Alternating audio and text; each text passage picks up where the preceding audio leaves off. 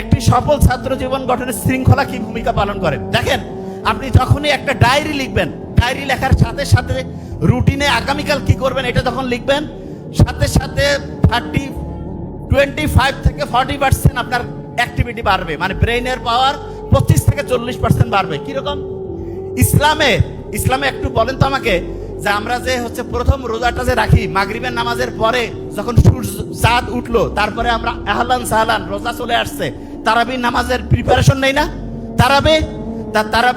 তারাবি আমরা কি মাগরিবের নামাজের পরে, এশার নামাজের পরে পড়ছি। তো ইসলামের নিয়মটা ইসলামের দিনটা শুরু হয় মাগরিবের পরে। এই জন্য প্রত্যেক স্টুডেন্টকে বলবো তুমি রুটিনটা করবা মাগরিবের পরে। তার মানে আজকে মাগরিবের পর থেকে আমি এশার নামাজ পর্যন্ত এই পড়া পড়লাম, এশার পরে ঘুমাবো, ভোর থেকে উঠবো, সকালে পড়বো, দুপুরে স্কুল কলেজ যেখানে যাওয়ার গেলাম, আবার মাগরিব পর্যন্ত, মাগরিব টু মাগরিব এরকম করে রুটিন মেনটেন করবা। অসাধারণ স্টুডেন্ট ইনশাআল্লাহ হবা।